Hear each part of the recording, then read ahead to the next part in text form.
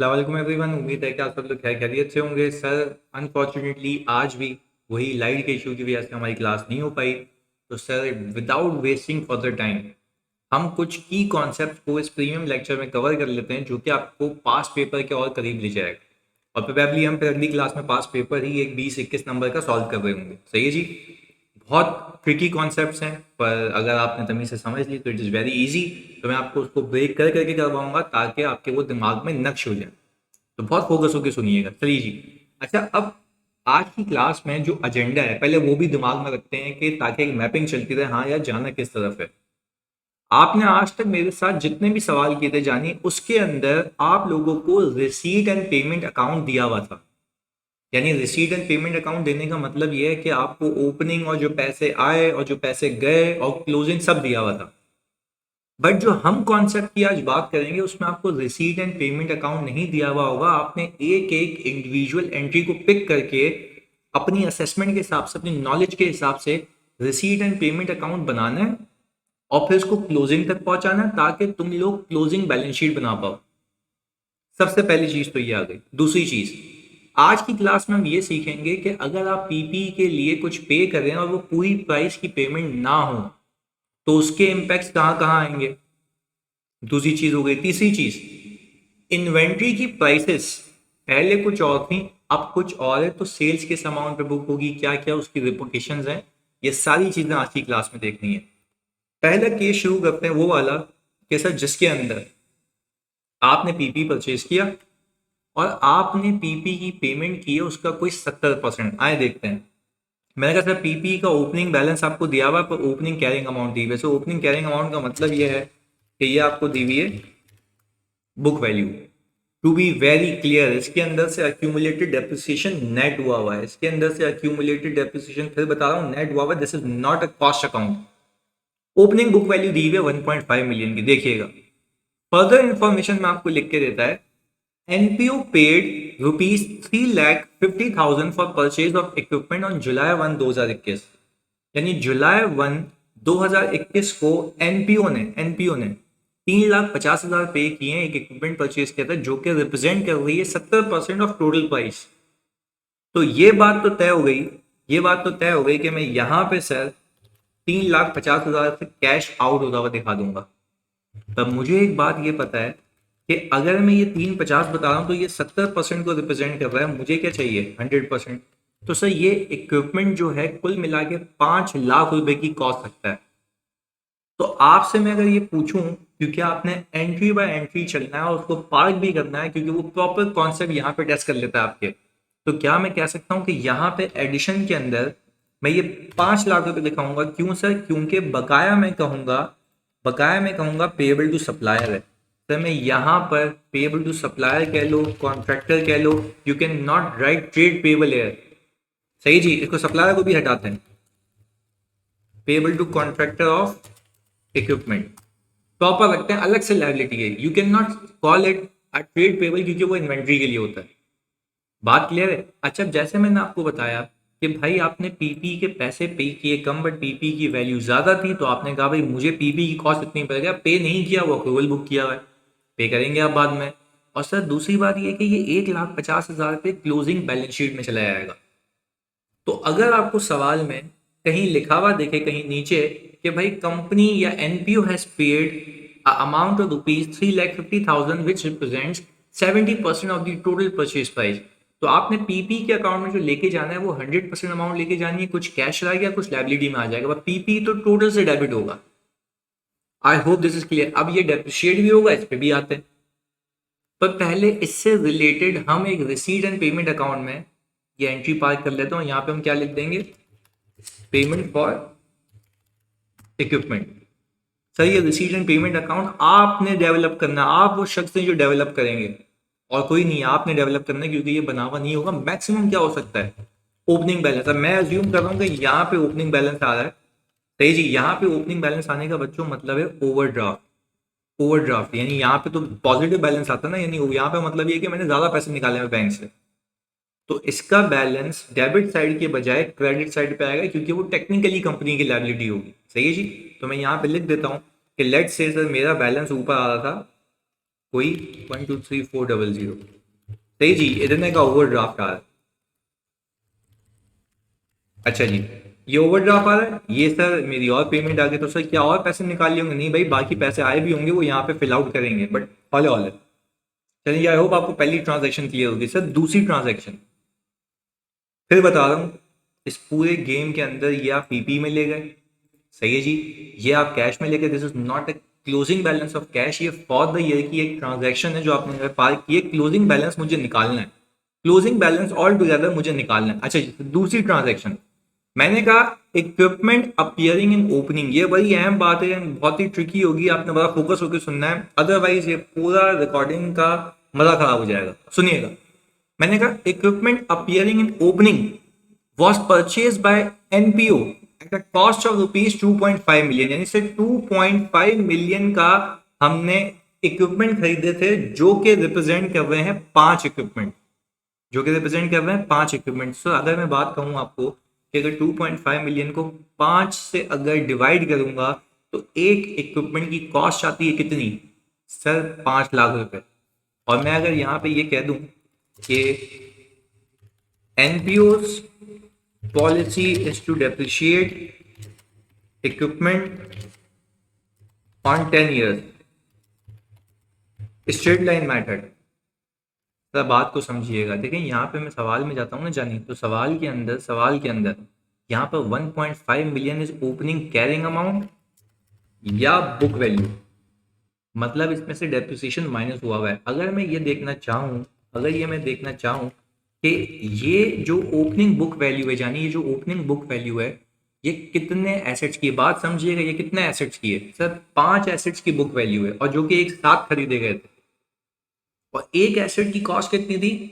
5 लाख रुपए। तो अगर मैं यहाँ पे ये कहूँ कि सर टोटल टोटल कॉस्ट, अगर जानिए मैं यहाँ पे रखूँ टोटल कॉस्ट, तो वो कितनी थी सर? 2.5 मिलियन। मैंने कहा सर ये आ गई 2.5 मिलियन। बिल्कुल सुकून से समझना है, कोई जल्दबाजी नहीं, ताकि आप इसको इजीली ग्रैब कर पाए। अच्छा, अगर मैं एक काम ये करूं कि book value divided by total cost, तो क्या मैं ये कह सकता हूं, बच्चों प्लीज सुनिएगा, क्या मैं ये कह सकता हूं कि book value divided by total cost करके मुझे क्या पता लग जाएगा कि टोटल कॉस्ट के प्रोपोर्शन के अंदर मेरा एसेट अब कितना बाकी है, यानी ये 100% को रिप्रेजेंट कर रहा है, और जो मेरी बुक वैल्यू है वो रिमेनिंग को रिप्रेजेंट कर रही है, यानी एक्यूमुलेटेड के बाद ये है रिमेनिंग। तो अगर मैं जानी इसको इससे डिवाइड करा दूं, तो क्या मैं कह सकता हूं कि मेरी बुक वैल्यू 40% यूज होने के बाद बची हुई है। दैट मीन्स कि सर 40% यूज हो चुका है। यहाँ पे लिख देते हैं sir, means 40% asset have been used. इसका एक और तरीका है सर, ऑल्टरनेटिवली देखते हैं। ऑल्टरनेटिवली इधर देखिएगा, बहुत सुकून से, कोई मसले वाली बात नहीं है। ऑल्टरनेटिवली मैं एक और काम ये कर सकता हूँ सर, बहुत फोकस होकर देखना आपने। ऑल्टरनेटिवली मैं ये काम कर सकता हूँ कि अगर मैं कॉस्ट ऑफ इक्विपमेंट्स को रखूँ, सही है, कॉस्ट को रखूँ इक्विपमेंट्स की, ये रही, सही है, ये आ गई। अच्छा, मैंने कहा डेप्रिसिएशन फॉर द ईयर निकाल लूँ, कैसे सर? मैं इसको डिवाइड कर लूँ 10 से, 2.5 लाख रुपए आ गया। 5 मशीन का 2.5 लाख, यानी एक मशीन का 50,000 रुपए। ऐसा ही है, एक मशीन का कितना हो गया जानी? 50,000 रुपए। अच्छा, अब मैंने ये कहा कि सर अगर depreciation expense for the year 2.5 lakh रुपए है, और आज तक का अक्यूमुलेटेड डेप्रिसिएशन कितना है सर? ये भी निकाल सकते हैं हम ओपनिंग तक। आपने कहा इसमें से कॉस्ट में से ये बुक वैल्यू माइनस कर लो, ये आ गया। तो क्या मैं कह सकता हूं कि ये 1 मिलियन जमा हुआ होगा 2.5 लाख बन के? तो अगर मैं इसको इससे डिवाइड करा दूं, तो क्या मुझे पता लग जाएगा कि सर 4 ईयर्स में ये जमा हुआ है, 4 ईयर्स में ये जमा हुआ है। यानी मैंने क्या किया, टोटल एक्यूमुलेटेड को 1 साल के डेप्रिसिएशन से डिवाइड किया, तो मुझे ये पता लग गया कि ये 2.5 लाख रुपए 1 मिलियन का कितने टाइम्स है। ये 2.5 लाख रुपए 1 मिलियन का, यानी अगर मैं ये कहूँ कि 1 मिलियन जमा हुआ है ना, और 1 साल का 2.5 लाख है, तो कितने साल लगे होंगे? 4 साल। तो मैंने यहाँ पे भी तो यही किया कि 40% एसेट यूज हो चुका है, तो 60% बचा है। तो 10 में से कितने साल लाइफ बाकी था? 6 ईयर्स। 10 में से कितनी बाकी है सर? 6 ईयर। अब जरा फोकस होकर देखिए कि हमें करना क्या है। अब मैंने कहा कि सर इस सवाल के अंदर क्या ये रहा है कि भाई during the year on April 1 2021 NPO ने डिस्पोज किया है एक equipment at a selling price of ₹350। अब एक इक्विपमेंट डिस्पोज हुआ है। अब मेरी बात समझें sir, this is not a cost account, but यहाँ से डिस्पोजल लेस होगा और डिस्पोजल की कैरिंग अमाउंट लेस होगी। तो अब अगर मैं आपसे बात पूछूं सर, अब मुझे बता सकते हैं ना आप कि ये एसेट कितने साल चल चुका है? ओपनिंग तक 4 साल चल चुका है। इस साल और कितना चला सर? देख लेते हैं। इस साल सर ये 3 महीने चला, अप्रैल में, जनवरी फरवरी मार्च, 3 महीने। तो सर क्या मैं यहाँ पे आप लोगों के लिए डेप्रिसिएशन की वर्किंग करूं तो it would be very easy for us, sir. तो अगर मैं डेप्रिसिएशन की वर्किंग करूं तो मैंने कहा ओपनिंग, सर ओपनिंग के बाद मैंने ये कहा कि सर ओपनिंग के बाद मैं ये कहूं कि सबसे पहले मैंने कहा सर ये आ गई हमारे पास 1.5 मिलियन। सही है, ओपनिंग 1.5 मिलियन। मैं यहाँ से लिंक लगा देता हूँ उसको, ये रहा। सही जी भाई, ओपनिंग आ गई 1.5 मिलियन। इसको सिंपली हम यहाँ से ले जाते हैं 1.5 मिलियन, ये आ गया। पर प्लीज सर रिमेंबर कि ये क्या है सर? ये है आपकी बुक वैल्यू। अगर बुक वैल्यू की बात कर रहा हूं मैं, अच्छा, या तो आप ये भी कर सकते हैं कि 2.5 मिलियन रख दें, कॉस्ट रख दें, पर मैं बुक वैल्यू से लेके चल रहा हूं क्योंकि सवाल में बुक वैल्यू की मैंने आगे सुनिएगा। मैंने कहा less book value of asset dispose. सही, बुक वैल्यू क्यों? क्योंकि मैंने बुक वैल्यू पिक किया। अच्छा, अब मैं आपसे एक बात पूछूं, मैंने जो एसेट खरीदा था, जो बेचा है, वो 5 लाख का था, 10 साल उसकी लाइफ थी। 10 साल उसकी लाइफ थी, तो क्या मैं ये कह सकता हूं 10 साल उसकी अगर लाइफ थी, उसमें से वो कितना यूज हो चुका था सर? 4 साल। बचा कितना था? 6 साल। तो मैं कह रहा हूं कि भाई उसकी बुक वैल्यू 3 लाख रुपए बची होगी। जाहिर सी बात है भाई, अगर आप 10 सालों पे डिवाइड करोगे 5 लाख रुपए को, तो 4 सालों में 2 लाख रुपए का डेप्रिसिएशन हो गया होगा। तो 3 की बची होगी बुक वैल्यू, यानी ये वो बुक वैल्यू है ओपनिंग जो एसेट बेच दिया। याद रखिएगा, बुक वैल्यू ओपनिंग है। सही है जी। मैंने कहा सर ये आ गया मेरे पास 1.2 मिलियन। सर अब मैं आपसे एक बात पूछ रहा हूँ, मैंने यहाँ पे कॉस्ट पिक की है, बुक वैल्यू। सर आपका जवाब आना चाहिए आपने बुक वैल्यू पिक की है। तो सर आप जब खुद कह रहे हैं कि आपने बुक वैल्यू पिक की है, तो आप इसके ऊपर जो डेप्रिसिएशन चार्ज करेंगे वो आप इसको मल्टीप्लाई करेंगे 12 से और डिवाइड करेंगे, बल्कि इसको डिवाइड कर लेते हैं पहले आपके लिए। तो इसको हम डिवाइड करेंगे कितनी लाइफ से? 6 ईयर्स से, क्योंकि आपने कहा था ये रिमेनिंग 6 ईयर्स को रिप्रेजेंट कर रही है। और मल्टीप्लाई बाय 12 डिवाइड बाय 12, यानी मल्टीप्लाई बाय 12 यहाँ रख लेते हैं ताकि फॉर्मेटिंग आपको प्रॉपर मिल जाए, और डिवाइडेड बाय 12 कर लेते हैं। सर अगर मैं यहाँ पर 2 लाख रुपए आ गया सर, वो 50,000 गायब हो गया जो एक एसेट का बनता था, जो कि आपने बेच दिया। सर उस पर बुक होगा? बिल्कुल होगा, सवाल करिएगा। मैंने कहा सर ऐड, मैंने कहा depreciation on equipment dispose. Sir वो जो डेप्रिसिएशन है, जो इक्विपमेंट बिक गया, उसकी बुक वैल्यू ओपनिंग कितनी थी? ये थी। याद रखिएगा इसके ऊपर भी, याद रखिएगा इसके ऊपर भी सर हमारे पास 6 साल लाइफ है, क्योंकि बुक वैल्यू उठाई है, मैंने बुक वैल्यू उठाई है। पर मैंने उसको यहाँ पे रख दिया सर 3/12। सर मैं यहाँ से उसको उठा के लेके आया, मैंने कहा कि सर ये तो अदरवाइज 50 ही आ जाएगा, मैंने उसको करना है 3/12। तो सर 12,500 का डेप्रिसिएशन आ गया। याद रखिएगा ये डिस्पोज पे है। फिर मैंने कहा सर मैं इसके अंदर ऐड कर दूं depreciation on equipment acquired. Sir depreciation on equipment acquired कितना था भाई? एक्वायर्ड ये था सर, आपने खुद निकाली थी अमाउंट 5 लाख रुपए, बिल्कुल सही वाली। आपने कहा सर इसको आपने सर, क्योंकि आप बिल्कुल सही कर रहे हैं तो 10 साल करेंगे। क्यों सर?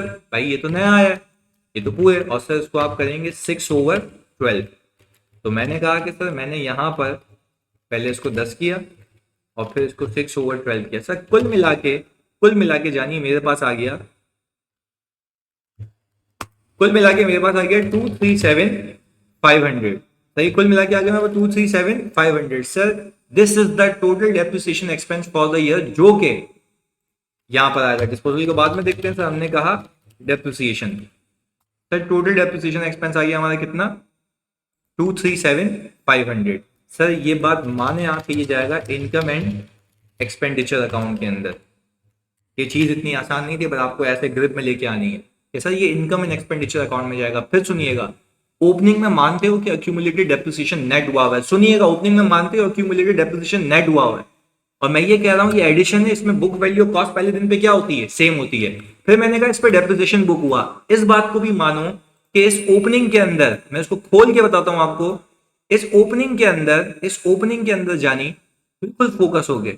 इस ओपनिंग के अंदर जो आपका एसेट बिका था उसकी ओपनिंग बुक वैल्यू कितनी थी, 3 लाख, और आपने यहाँ पे उसका डेप्रिसिएशन बुक किया तो ये 3 लाख से और कम हो गया। कितने से बुक हुआ था इस पे, 12,500 से।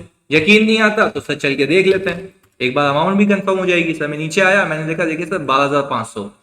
तो क्या मैं कह सकता हूं कि ये एसेट अब इस अकाउंट के अंदर 3 लाख पे नहीं, 3 लाख माइनस 12,500 पे। तो सर मैंने कहा डिस्पोजल की कैरिंग अमाउंट यहां पे निकलेगी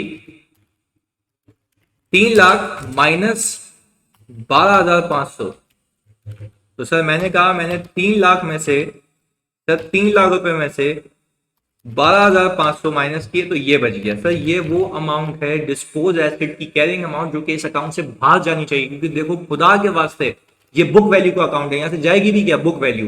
पर वो बुक वैल्यू जो इस साल के डेप्रिसिएशन के बुक करने के बाद है। फिर रिपीट कर रहा हूं, इस ओपनिंग के अंदर 3-3 लाख रुपए के, 3-3 लाख रुपए के कितने एसेट्स से, 5। आप देख सकते हैं, इसको अगर मैं 5 से डिवाइड करूं तो 3 लाख रुपए आ गया, ऐसा ही है। तो मैंने कहा इसमें से जो एसेट बेच दिया वो 12,500 का यूज हुआ है, तो इसमें से 12,500 मैंने माइनस किया तो ये बच गया होगा, मैंने निकाल दिया। अब sir it's a high time कि मैं क्या निकाल लूं, क्लोजिंग निकाल लूं। सर मैंने इसमें ओपनिंग में ये ऐड किया, ये दोनों लेस किए, सर ये अमाउंट आ गई, and this should be parked in balance sheet जो मैं क्लोजिंग बनाऊंगा। बात आई समझ। और सर अब इस डिस्पोजल की एंट्री में आराम से बना सकता हूँ, अब इस डिस्पोजल की एंट्री में बनाऊंगा आराम से। तो सर मैंने कहा सबसे पहले आप इसको नीचे लेके जाएं, सबसे पहले आप इसको नीचे लेके जाएं, और मैंने ये कहा जानी कि मैं इसको उठा के यहां ले आया, यहां से कर लेते हैं। अच्छा जी, अब बात समझें, ये समझेंगे सर इसने बेचा कितने पे ये इक्विपमेंट। पहले तो बात ये बताया मुझे, तो सवाल में गए हम, उसने बोला कि भाई ये खरीदा था, डिस्पोज ऑफ किया है 3,50,000 रुपए में। सही है भाई, मैंने कहा 3,50,000 रुपए। ये मानते हो कि ये 3,50,000 रुपए डिस्पोजल प्रोसीड्स। ख्याल रखना है आपने भाई, ख्याल रखना है कि जो जो पैसे आ रहे हैं वो यहाँ पार्क करेंगे, क्योंकि उसने बना के नहीं दिया, डिस्पोजल प्रोसीड्स ये आ गई। सही है जी। और हमने कहा इक्विपमेंट की कैरिंग अमाउंट, इक्विपमेंट का अकाउंट कितने से चला जाएगा, तो इक्विपमेंट का अकाउंट इतने से कम हुआ, ये रहा, ये एंट्री बन गई। तो सर मेरे पास क्या आ गया, गेन ऑन डिस्पोजल। मेरे पास क्या आ गया sir, gain on disposal. Sir अब मुझे बताएं कि ये जो गेन ऑन डिस्पोजल ये कहाँ जाएगा, सर ये जाएगा इनकम एंड एक्सपेंडिचर अकाउंट में। ये चला गया sir income and expenditure account में। I hope this is clear. This was all about एक सवाल के, यानी एक कॉन्सेप्ट के मल्टीपल, जो हम कह सकते हैं ब्रेकअप्स के। भाई इसमें एडिशन भी है, डिस्पोजल भी है, डिस्पोजल के रिलेटेड कितनी टेक्निक्स हो सकती हैं, वो सारी चीजें। यार मेंटली वर्क साउंड रहना, किसी चीज का रट्टा नहीं लगाना, तभी इतना डिटेल बता रहा हूँ, तभी इतना डिटेल बता रहा हूँ। आई होप कि आपको ये क्लियर। और देखें ये किस अकाउंट से किया, sir deducted from PP account. और जब पीपी के अकाउंट से डिडक्ट किया तो उसका इम्पैक्ट क्लोजिंग में आ गया, इसका इम्पैक्ट क्लोजिंग में आ गया, यानी क्लोजिंग में शामिल नहीं है। बट याद रखिएगा कैरिंग अमाउंट में जितना वो एसेट जितनी अमाउंट पे होता है उतने से डी रिकॉग्नाइज होता है। तो 3 लाख रुपए ओपनिंग में था, इतना और यूज हुआ, इतना बच गया था, तो उतना बच गया था, उतना निकाल दिया। बात क्लियर है। तो सर जो बकाया मैंने कॉन्सेप्ट कहे थे वो इसके अगले प्रीमियम लेक्चर में देता हूँ। आप अभी तक इसको ग्रैब करें, इसको समझें, वो देता हूँ। जज़ाकल्लाह।